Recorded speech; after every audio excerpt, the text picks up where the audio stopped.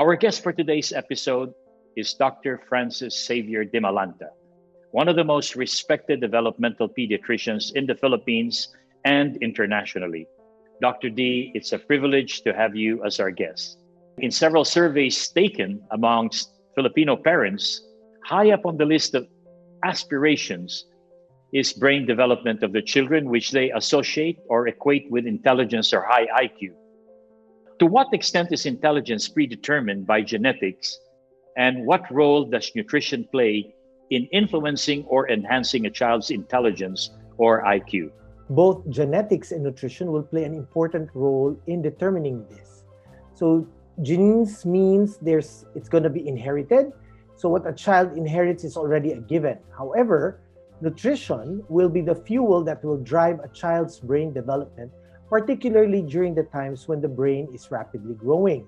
Meaning to say, a child will need the right nutrients at the right time to feed the brain's rapid development.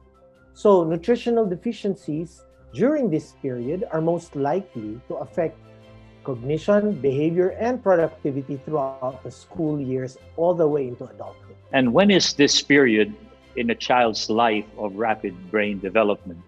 This, as you said, is a period known as the first 1,000 days of life. A child's brain will continue to grow and develop at a rapid pace. So the speed of a child's neural processing, that is how quickly the brain can interpret and relay information, will also increase dramatically during early childhood. So it is of primary importance that in the second year of life, where the synapses in the brain's language areas are developing and becoming more interconnected, will lead to a surge in a child's language abilities. How can a mother ensure adequate nutrition for optimum development of the brain throughout this period?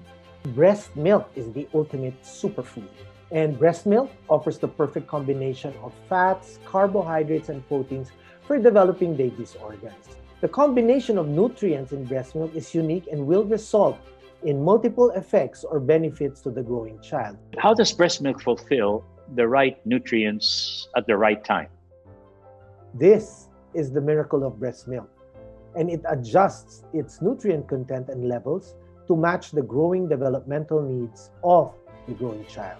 Can a mother's diet harm the fetus during pregnancy? Yes, most definitely, Mr. Price, because chemicals and toxins present in the mother's diet will definitely harm the fetus. Can you elaborate on these harms of exposure to a young child's developing organs, especially the brain? It is important to appreciate the two windows of development for the brain.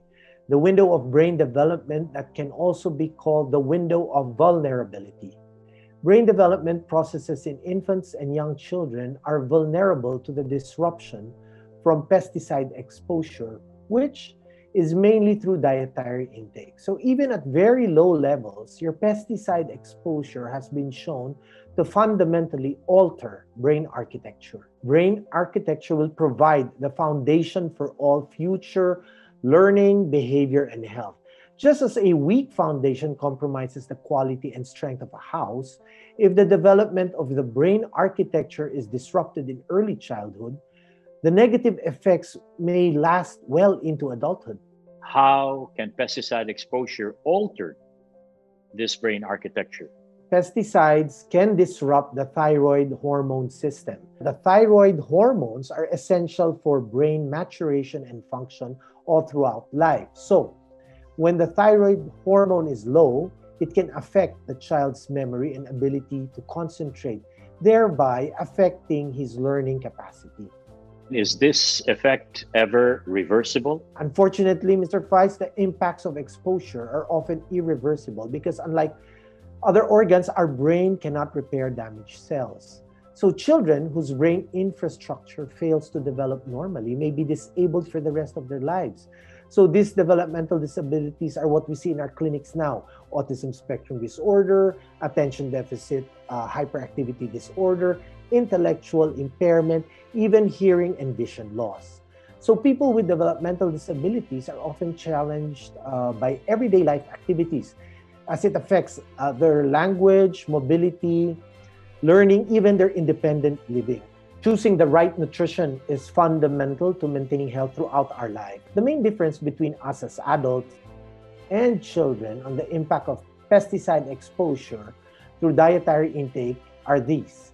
First, infants and young children have underdeveloped organs, like their brain, and they are developing their organs to last a lifetime, and pesticide exposure will disrupt this development.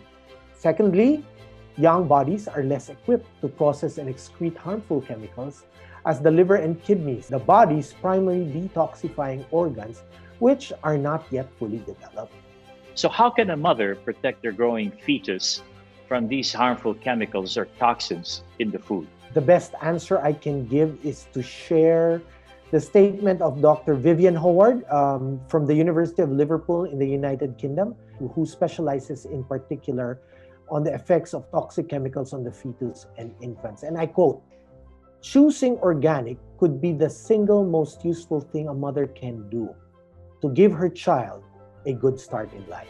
Perhaps what we can tell the parents watching now is to remember a few milestones that would be easy for them to look into. Like at first year of age, we're looking at the gross motor skills of any child. So a child should be able to roll over before they could crawl, stand up, walk, and run.